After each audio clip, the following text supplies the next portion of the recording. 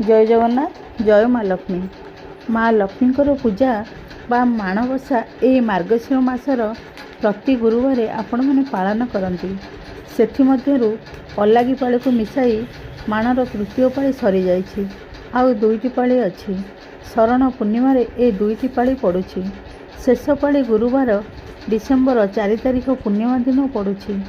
आपण मानक मनरे प्रश्न थिबो कि पूर्णिमार माण उद्यापन करिवे कि नहीं। 27 तारिख शरण हेले मध्य माण उद्यापन करिपारिबे। डिसेम्बर 4 तारिख पूर्णिमा दिन शेष गुरुवार पड़ुछि। से दिन मध्य माण बसाई पारिबे। माणबसा बहिरे घरर नीति नियम ए सबु लेखा अछि, किंतु अमावास्या पूर्णमी शरण ए सबुरे लक्ष्मी को पूजा करा जिवो नहीं, कौनसी लेखा नहीं।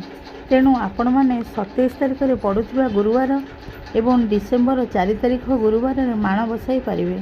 प्रथम पाड़ी जो कलश बसाई माणर उद्यापन दिन से कलश उठाई नेबे।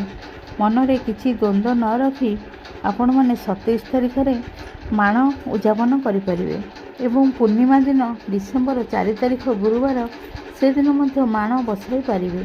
किछि असुविधा नहीं। शेष पाड़ी पूर्णमी हेले मध्य माण बसाई पारिबे।